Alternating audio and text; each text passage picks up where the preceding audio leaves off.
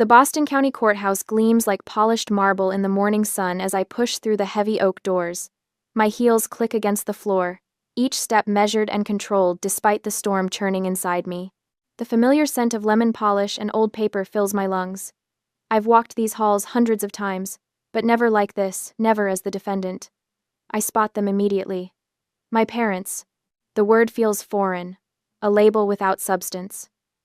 Linda's perfectly manicured hand rests on the sleeve of her attorney as she leans in, whispering something that makes them both smirk. The diamond bracelet on her wrist catches the light, sending prisms dancing across the wall. She's dressed for effect Chanel suit, hair freshly colored the same honey blonde she's maintained since I was a baby she left behind. Mark stands slightly apart, checking his watch. His baseball physique has softened with age, but he still carries himself with that athlete's confidence, as if life is a game he expects to win. They don't notice me at first, giving me a moment to steel myself, to remember why I'm here. Look who finally showed up. Linda stage whispers to Mark. Our abandoned daughter graces us with her presence. The irony of her words stings like salt in an old wound. I smooth my simple black suit and walk past them without acknowledgement, taking my seat at the defendant's table. The whispers continue behind me, but I focus on arranging my notes, on breathing. The bailiff's voice cuts through the murmur. All rise. The Honorable Judge Robert Reynolds presiding. We stand as Judge Reynolds enters, his robes sweeping behind him as he takes the bench. His eyes scan the room, pausing when they reach me. Assistant District Attorney Carter, he says, surprise evident in his tone. Unusual to see you as the defendant today. Yes, Your Honor, I respond, my voice steadier than I feel. Family matters bring us all to unexpected places. Behind me, I hear Linda's sharp intake of breath. When I glance back, the color has drained from Mark's face. They didn't know. They had no idea their abandoned daughter had become a prosecutor and a good one. The power imbalance they'd counted on has just shifted beneath their feet. Their attorney, Miles Archer, recovers first. His expression hardens as he reassesses me, no longer seeing an easy target but a worthy opponent. And suddenly, I'm not in that courtroom anymore. I'm in Portland, Maine, July 1993. The air is thick with heat, sticking shirts to backs and tempers to tongues. I'm 4 months old, too young to understand what's happening, but old enough to feel the tension as my parents argue over the trunk of their car. It's just for a few months, Mom, Linda promises Margaret, who stands with me bundled in her arms. Just until we get established. You know how hard it is starting out. Margaret's face is tight with things unsaid. From the porch swing, Charles watches silently, his judge's eyes missing nothing. He's retired now, but the authority clings to him like his aftershave.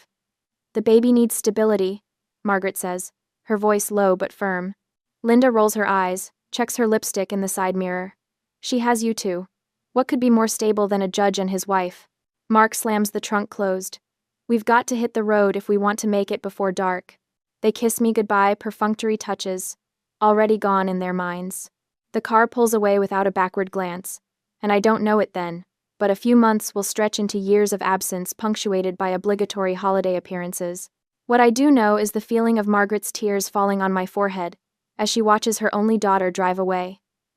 My grandparents gave me everything my parents couldn't or wouldn't.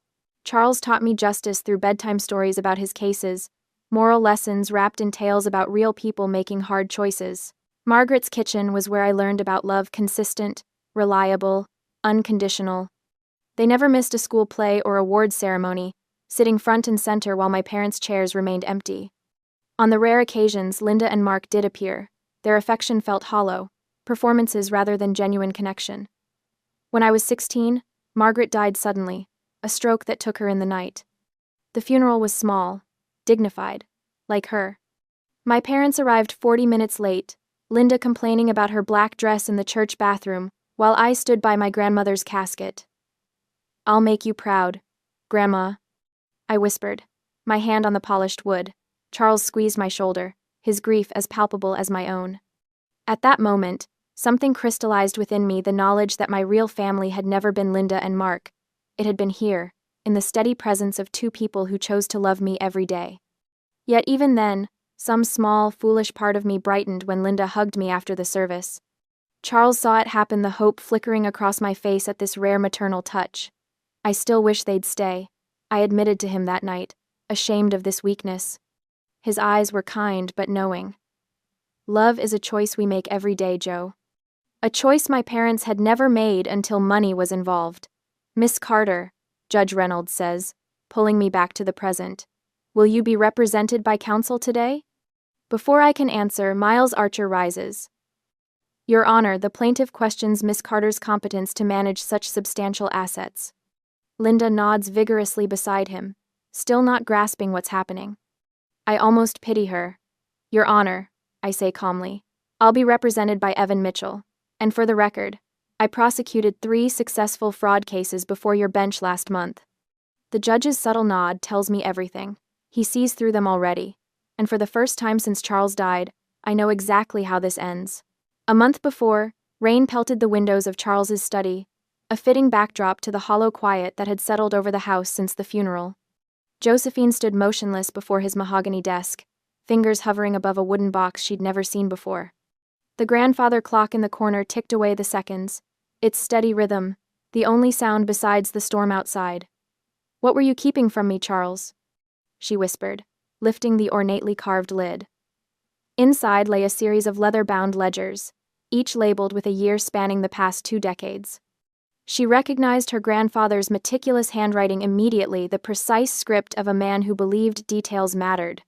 Pulling out the most recent volume, Josephine settled into Charles's leather chair, inhaling the lingering scent of his aftershave. The first entry hit her like a physical blow. January 2025. Linda called requesting additional funds for Mark's business venture. Sent $2,500 as usual. Makes 264 consecutive monthly payments. Josephine's hands trembled as she reached for Charles's calculator. The math wasn't complicated, but she needed to see the number. 22 years. $2,500 every month. The sum on the display made her stomach clench. $660,000. They took enough to buy a house? She whispered, pressing her palms against the cool surface of the desk to steady herself. She pulled out more ledgers, each containing the same pattern. Year after year of $2,500 payments, all meticulously documented in Charles's precise script.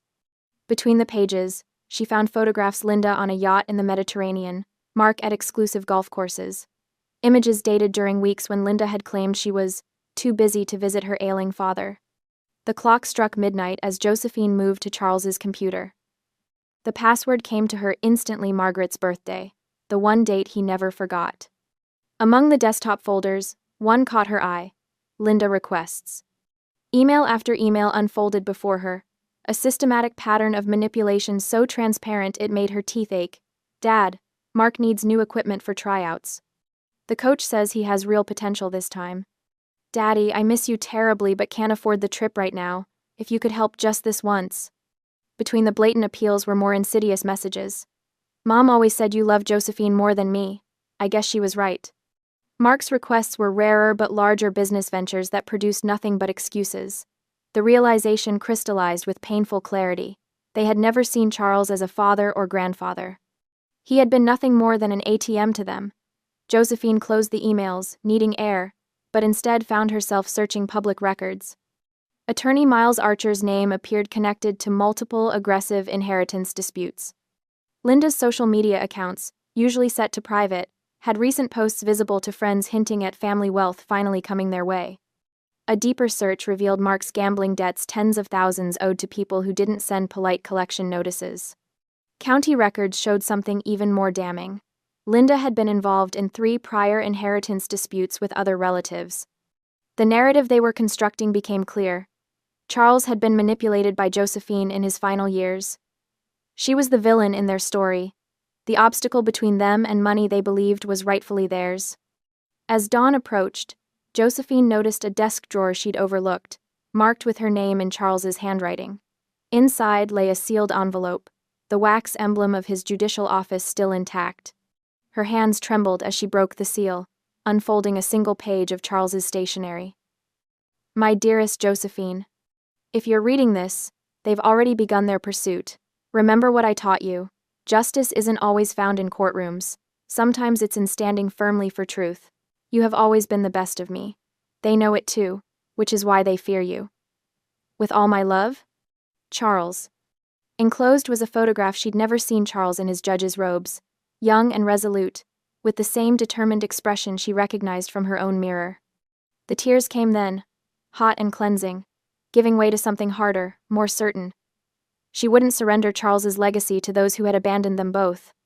Defending herself wasn't just about money, it was about honoring the man who had chosen to be her father when her own hadn't. The next morning, Josephine met Judge Elaine Rivers at the courthouse cafe.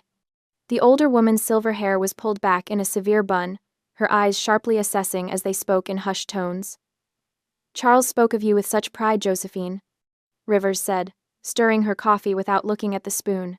He knew this day might come. What do I do?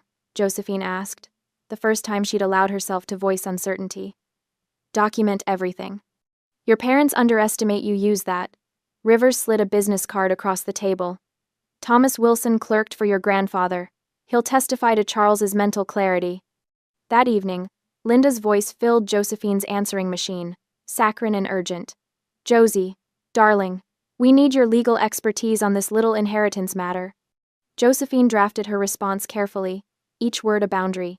Within minutes of sending it, her office phone rang. But we're family. But... Linda's voice had lost its sweetness. Family shows up for more than money, Mother. The word felt foreign on her tongue. An hour later, Mark's message arrived, threats thinly veiled as concern. Josephine saved it immediately, another piece of evidence for the growing file. That night, for the first time since Charles's passing, she slept without waking. The cost had been steep, the final severing of any hope for a genuine relationship with her parents. But in its place stood something stronger, the certainty that she was her grandfather's heir in all the ways that mattered. The Boston Globe lands with a thud on my kitchen counter 2 days later.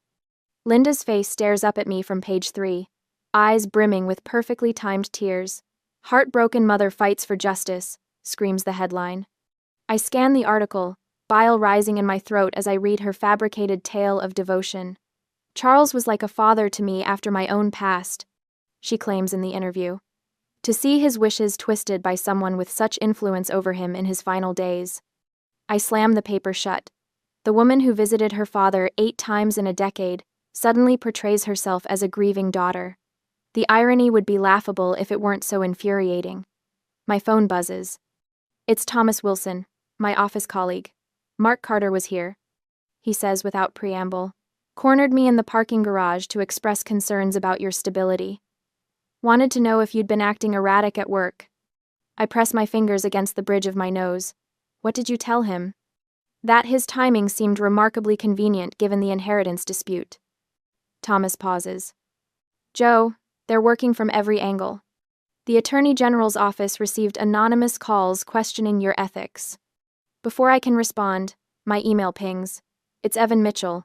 Miles Archer has filed an emergency motion claiming Charles was incompetent when he drafted his will. The court date has been moved up by 2 weeks. They're accelerating, Evan writes. Archer knows a rushed timeline works against thorough preparation. The walls seem to close in around me, but instead of panic, I feel something else, a cold, clarifying anger. They think I'll buckle under pressure. They're wrong. That night, I spread documents across Charles's mahogany desk, the same desk where he wrote landmark opinions that shaped Massachusetts law. Sleep is a luxury I can't afford. I arrange evidence chronologically, a methodical timeline of parental absence. In one box, I find holiday cards spanning 20 years. I examine each one, noting the generic messages. Merry Christmas, kiddo. Love, Mom and Dad. No references to achievements, interests, or personal details. They never knew me well enough to include them. Another folder contains Charles's private journal entries. Linda called again about money. One reads from when I was 12. Nothing about Josephine's piano recital or how she's doing in school. When I mentioned she won the regional competition, Linda changed the subject. In a dusty album, I discover something that makes my hands shake: videos of childhood milestones. My high school graduation, college commencement, law school ceremony. In each one, 2 chairs in the front row are marked with handwritten signs, reserved for Linda and Mark Carter, Empty chairs that Charles kept saving despite knowing they wouldn't come. I trace my finger over his neat handwriting. They never really knew me at all, I whisper to the empty room. The following morning finds me at Mount Auburn Cemetery. The early autumn air carries a chill as I place fresh flowers on Charles's grave. My weekly ritual, something Linda and Mark never bothered with during his life or after his death. I'm arranging the stems when I hear footsteps on gravel. Looking up, I see Linda approaching, a designer coat buttoned against the chill. Her face registers surprise, then calculation. "I didn't expect to find you here," she says, glancing at her watch, as though, even in death, Charles is just another appointment. "I come every week," I reply, standing to face her. A groundskeeper works in the distance. The rhythmic sound of his rake scraping leaves the only noise between us. Linda's face hardens. "You turned him against us." The accusation hangs in the crisp air. I take a measured breath, feeling Charles's presence beside me. "He saw you clearly," I said quietly. "So do I." Something in my calm tone seems to snap her control. Her carefully crafted mask slips. "You always had it easy." His favorite. She spits the words. "We struggled while you lived in that mansion, getting everything handed to you." I look at her, really look at her, perhaps for the first time, seeing the desperate, bitter woman beneath the polished exterior. "I had grandparents because I had to." I say, "You had a father you chose to ignore." The slap comes fast, echoing between gravestones. My cheek burns, but I don't flinch. Linda's hand hangs in the air, her eyes widening as if shocked by her own action. "That's the last time," I tell her, my voice steady. "You will never touch me again." I walk away, leaving her standing alone by the grave of the father she never bothered to know. Back home, I find 3 voicemails waiting. Judge Rivers asking to meet privately about court procedures. Evan Mitchell offering to work pro bono. Charles helped me through law school when no one else would. The office manager approving extended leave despite our heavy caseload. Each call represents someone showing up, contrasting sharply with the parents who never did. That afternoon, Thomas Wilson arrives with a thick folder. "Archer has a pattern," he explains, spreading documents across my table. "Questionable tactics in 3 prior inheritance cases, always representing clients with tenuous claims to large estates." As Thomas details his findings, my doorbell rings. Charles's former housekeeper stands on my porch, manila envelope in hand. "I was with him every day for 15 years," she says firmly. "That man was sharp until the end. I've written it all down. Dates, conversations, everything. Use it however you need." After she leaves, I add her statement to a growing pile. People are appearing from every corner of Charles's life, offering support, testimony, evidence. Each one proves what true loyalty looks like. Late that night, I discovered something hidden behind Charles's law books, a leather-bound personal journal I hadn't seen before. My hands tremble as I open it. An entry from the week before his death catches my eye. "Linda called about the will today. Not about my health, though she claimed otherwise. Asked probing questions about my estate planning. Never once asked how I was feeling." I turn to the final page, dated 3 days before he died. "Appointed Josephine executor, knowing she alone has integrity to handle this. The others will come for what they think they deserve. They'll underestimate her, as they always have." Tucked inside the back cover is a sealed envelope addressed to the probate judge, explaining in Charles's precise handwriting his sound mind and deliberate decisions regarding his estate. 2 days later, in the preliminary hearing on the competency challenge, I sat beside Evan as he presented this letter along with medical records and witness statements. Miles Archer's face grows increasingly tense as Judge Reynolds reviews the evidence. The evidence suggests Justice Carter was acutely aware of his decisions and their implications. Judge Reynolds finally declares, dismissing the motion. The will stands as written pending full probate proceedings. It's a small victory but a significant one, the first public defeat for Archer. As we exit the courtroom, I catch Linda's expression. For the first time, genuine concern replaces her confident smirk. That evening, I created a comprehensive evidence binder, dividing it by category: financial records showing patterns of exploitation, my detailed timeline of their absence from significant events, medical records confirming Charles's mental clarity, and Linda's contradictory statements highlighted in different colors. I add video testimonials from Charles's colleagues and cross-reference Mark's gambling debts with the timing of their inheritance claim. Each piece fits together like a puzzle, revealing their true motivation. As I finish organizing, my phone rings. It's Evan, his voice urgent. Josephine, I've found sealed court records from Linda's previous disputes.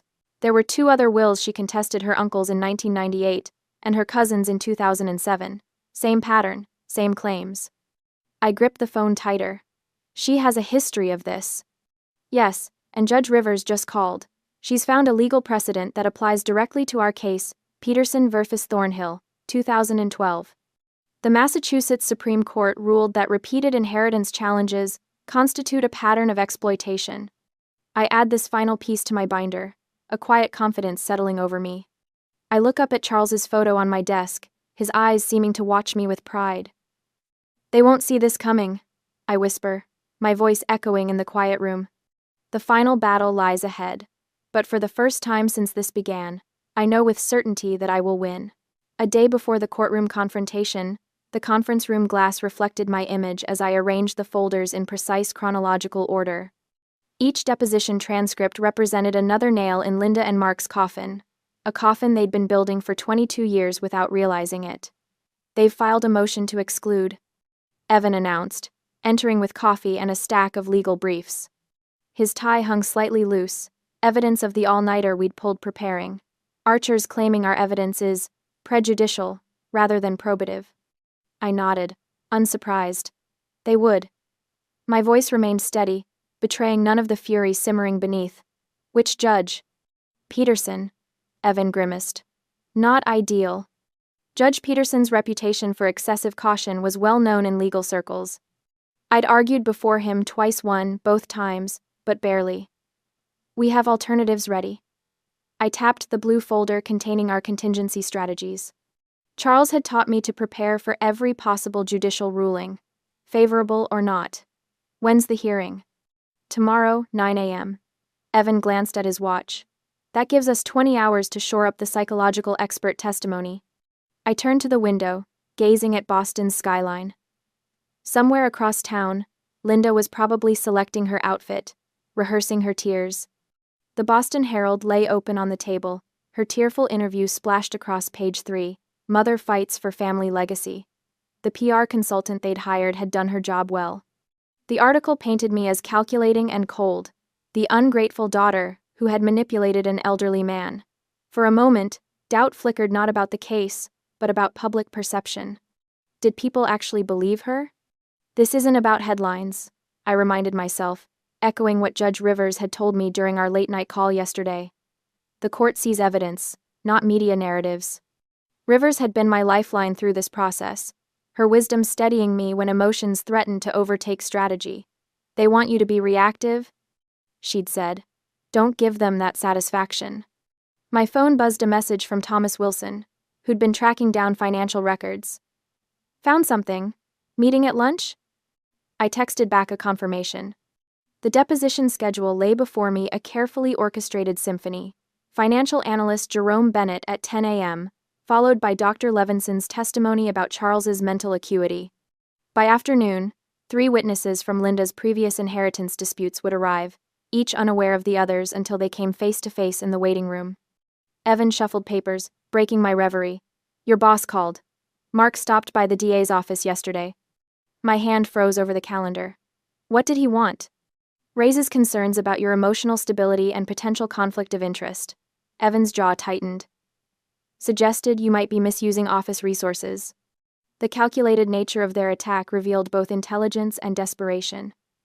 Attack my professional standing while challenging my evidence. I closed my eyes, allowing 3 seconds of pure rage, before compartmentalizing it away. What did Jameson say?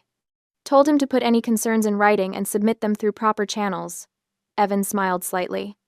Then mentioned he was looking forward to attending court tomorrow in support of his most promising Ada. Something warm unfurled in my chest, not triumph but recognition. This was what support looked like.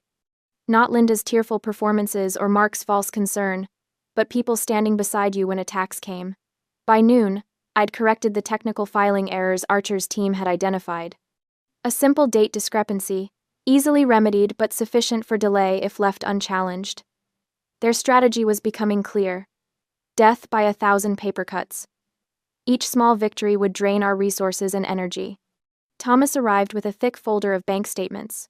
"I tracked the money," he said, spreading documents across the table. "Every single transfer from Charles to Linda for 22 years. But here's the interesting part." He pointed to highlighted entries. The amounts spiked whenever Mark had career setbacks. The pattern emerged clearly: $5,000 withdrawals following Mark's team cuts, $10,000 after his final release from minor leagues. Each professional failure followed by larger financial demands on Charles. They were bleeding him dry. Thomas said quietly. "No," I corrected, studying the pattern. "They were bleeding him strategically." After Thomas left, I sat alone, the Boston afternoon sunlight slanting across the documents. For the first time, I truly understood that this fight wasn't about money. The inheritance was substantial, $2.7 million, but this case represented something far more valuable. Charles's agency, his right to determine the legacy of his life's work. My phone rang Linda's number. I almost declined but then answered, putting it on speaker as Evan returned. "Josie, darling." Her voice dripped with practiced maternal concern. "This has gotten out of hand. We can work this out as a family." The word family in her mouth sounded hollow, a convenience rather than a commitment. "That's what court is for now." I replied, my voice even. "You're being ridiculous. Your father and I filed false claims about Charles's mental state, hired a PR firm, approached my boss with fabricated concerns." I kept my tone clinical, as if discussing case facts rather than personal betrayal. Linda's pause spoke volumes. "We can split it, 60-40. Evan raised an eyebrow at the insulting offer. "I'll see you in court tomorrow, Linda." I ended the call. The next morning, the courtroom buzzed with tension. Miles Archer looked immaculate but strained, his confidence visibly diminished since our first encounter. Mark sat slightly apart from Linda, their unity fracturing under pressure. Dr. Levinson took the stand first, her credentials impeccable, as she detailed Charles's cognitive assessments. "In your professional opinion, was Justice Carter mentally competent when he revised his will?" Evan asked. "Absolutely," she replied. "His MMSE score was 29 out of 30, exceptional for any age." Miles Archer rose for cross-examination, his approach aggressive. "And yet you never assessed him specifically for undue influence, did you?" "Objection," Evan called. "Calls for speculation." "Sustained." Archer's frustration flickered across his face. He'd expected an amateur opponent, not a coordinated legal strategy. By midday, the financial analyst had methodically outlined every payment from Charles to Linda, $2,500, monthly for 22 years, totaling $660,000. The courtroom fell silent as the number appeared on screen. Linda leaned toward Archer, whispering urgently. Their planned narrative, the devoted daughter denied her birthright, was crumbling against documented exploitation. The afternoon brought 3 witnesses from Linda's past former in-laws and distant relatives she'd challenged in previous inheritance disputes. Each testimony painted a consistent picture of systematic financial predation. Mark shifted uncomfortably during the third witness, creating distance between himself and Linda with each damning answer. "And how many times did Mrs. Carter visit her uncle during his final illness?" Evan asked. "Once," the witness replied, "the day after he revised his will." The judge's gaze sharpened, his pen pausing mid-note. When court adjourned, reporters clustered around Linda, but her rehearsed tears seemed theatrical now, her claims of maternal devotion hollow against the morning's evidence. I packed my briefcase methodically, neither rushing nor lingering. "First round to us," Evan murmured as we exited. "But tomorrow will be harder." I nodded, aware of Linda watching from across the rotunda, her expression calculating. Tomorrow would bring their counter-witnesses, emotional appeals, and character assassination. But for the first time since Charles's death, I felt his presence beside me, not as grief but as strength. His voice echoed in my mind. "Justice isn't always found in courtrooms. Sometimes it's in standing firmly for truth." And the truth was finally emerging. One document, one testimony, one undeniable fact at a time. After the trial was over for the day, the tap of Linda's designer heels echoes down the hallway of the Attorney General's office, unnaturally loud against the morning quiet. She appears at my doorway unannounced, eyes already glistening with tears that haven't fallen yet. A performance prepared before arrival. Josie. Her voice breaks on cue. Can we talk? Just us? I gesture to the chair across from my desk, noting the familiar bracelet at her wrist, the one Charles bought her for her 30th birthday. She's brought childhood photos too, spread across my desk like playing cards. Blood is thicker than water, Josie, she says, her fingers tracing the edge of a faded Polaroid me at 6, sitting on Charles's lap while he reads. Linda wasn't there that day. We're still family despite everything. Is that why you're here? Family sentiment? She dabs at the corner of her eye. We want to settle. We'll drop the case for just half the inheritance. It's more than fair. Half of what Charles explicitly left to me. Linda's hand trembles as she pushes a photo closer, Margaret holding me at my high school graduation. Your grandmother would want us to reconcile. Margaret always believed in forgiveness. My phone buzzes. Mark. The third call in 20 minutes. A two-front assault.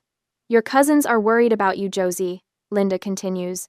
Everyone thinks you're making a terrible mistake. They all remember how close we were.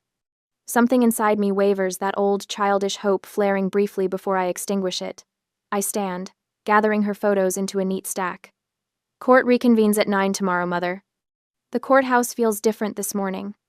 Tension hangs heavy in the air as Miles Archer approaches the bench, his confidence bordering on theatrical arrogance.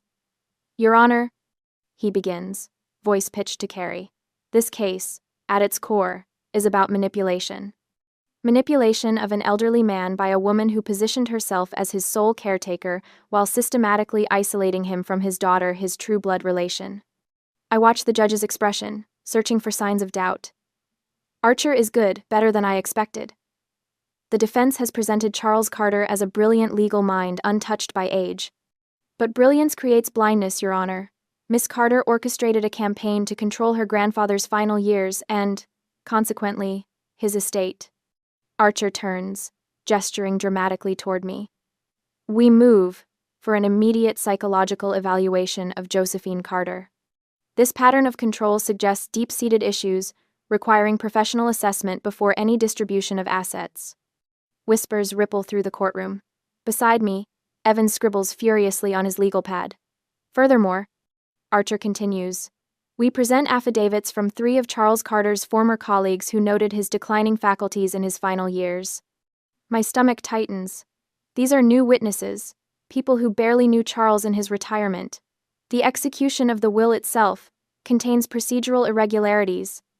Archer announces, producing documents with a flourish, witnessed by individuals with clear loyalty to Miss Carter rather than neutral parties. Judge Reynolds glances at me, his expression unreadable. For the first time, I feel uncertain about the outcome.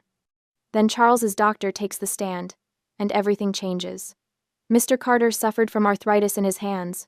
Dr. Mendoza testified, but his mind remained exceptionally clear. I administered cognitive assessments every 6 months, as was his request. He scored in the superior range until his final days. I lean toward Evan, whispering urgently, Charles's bank manager, call him next. Evan's eyebrows raise. We didn't prepare for him. Trust me.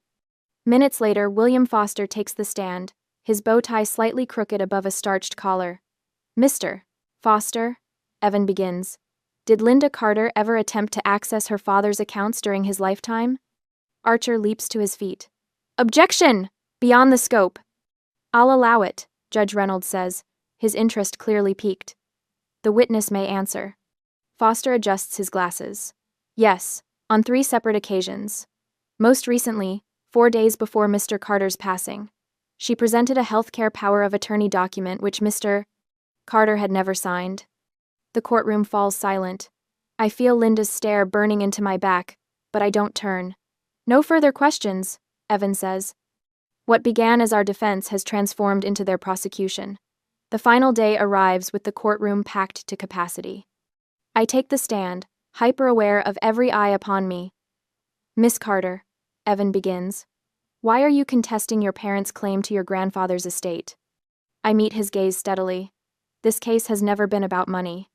Methodically, I recount a lifetime of abandonment holidays spent waiting by windows, school events with empty chairs, Birthdays marked by brief phone calls that came days late. I'd like to read from my grandfather's journal, I say, opening the leather-bound book. The 12th of October 2018. Linda called today. I had hoped, foolishly perhaps, that my illness might inspire her to become a mother at last. Instead, she asked about my investment portfolio. Linda shifts uncomfortably as I continue, my voice steady. And this, I say, holding up a faded calendar, is my grandmother Margaret's system for tracking Linda's promised visits. Red X marks cover the pages, each representing a disappointment. 22 years of broken promises, Your Honor. When I finish, Evan rises again. Your Honor, we request permission to play a video deposition from Charles Carter, recorded 6 months before his death. Archer objects immediately, but Judge Reynolds overrules him. Charles appears on the courtroom screens, sitting in his study. His hands may be gnarled with arthritis, but his eyes are sharp, his voice clear and deliberate. I make this recording in sound mind and body. He begins, anticipating a challenge to my will. I leave my estate to my granddaughter, Josephine, not out of confusion or manipulation, but with clarity of purpose. He leans forward slightly, those judicial eyes I knew so well looking directly into the camera. Linda, if you're watching this, know that I loved you until my last breath, but you chose absence. Josephine chose loyalty. The law recognizes both blood and choice, and so did I. Linda gasps audibly. Mark stares at his shoes. Financial records appear next 22 years of monthly payments highlighted in red. $660,000 total. A calendar shows Josephine's daily care for Charles, 2,500 days versus Linda's 8 visits over the same period. Finally, the clerk reads Charles's letter to the court, his words filling the room. I appoint Josephine my executor, knowing she alone possesses the integrity this responsibility requires. Judge Reynolds delivers his ruling without returning to chambers. This court finds the challenge to Charles Carter's will without merit. The will is upheld in its entirety. He pauses, removing his glasses. I find this lawsuit frivolous at best, predatory at worst. Attorney fees will be paid by the plaintiffs. Linda jumps to her feet. This is absurd. I'm his daughter. Order, Judge Reynolds snaps, his gavel punctuating the command. This court is adjourned. Reporters swarm as we exit the courthouse. Linda pushes through them, reaching for my arm. Josie, she pleads, her voice breaking. I'm your mother. I turn to face her fully, camera flashes illuminating the moment. Margaret was my mother, I say quietly. You gave birth. Linda collapses into tears, the scene playing out before a dozen news cameras. Mark walks away without a backward glance. The power dynamic from our first courthouse encounter has inverted completely. Outside, sunlight warms my face. I shrug off my professional jacket, suddenly feeling lighter than I have in months. Deep breath, Evan says, smiling beside me. You did it. How do you want to celebrate? I consider this as we walk down the courthouse steps. I think I'll plant roses at their graves today. The driver opens the car door with a nod. Where to, Assistant District Attorney Carter? I slide into the back seat, catching a glimpse of the courthouse growing smaller in the window. Home, I say. Finally, just home. A year later, the morning light streams through my office windows I unblocked last month after realizing I'd been working in Charles's shadows for too long. The walls breathe now, lined with law books that blend his collection with volumes I've added. Margaret's knitting basket sits repurposed on my credenza, filled with case notes instead of yarn but still carrying her essence. The phone rings, jolting me from contemplation. Judge Carter? It's Angela from the Foundation. Her voice brims with the particular warmth reserved for good news. The scholarship committee just approved the first 5 recipients for the Carter Fund. My fingers trace Charles's gavel, polished oak now displayed prominently on my desk. Tell me about them. All raised by grandparents. One girl from Portland reminds me of your story. Her essay mentioned feeling more authentic with her grandmother than she ever did with her mother. Something uncurls in my chest. That's exactly what we created this for. I glance at my calendar, no longer crammed with obligations, but filled with purpose. The inheritance that Linda and Mark had coveted now funds college educations for children whose stories mirror my own. The robing ceremony last week still feels dreamlike. Becoming a circuit court judge in the very courthouse where my battle with Linda played out carries a symmetry even Charles couldn't have scripted. Judge Rivers placed the black robe over my shoulders in the chamber Charles once used, her hands steady on fabric that carries generations of justice. Your grandfather stood exactly where you are, she'd whispered, but you've already gone further than he hoped. Before leaving that day, I slipped a small photo of Margaret and Charles into the robe's inner pocket, where it rests against my heart during proceedings. The court clerk did a double take when changing the nameplate outside the chamber door. The Honorable Josephine Carter. The echo of Charles's title now carries forward through me.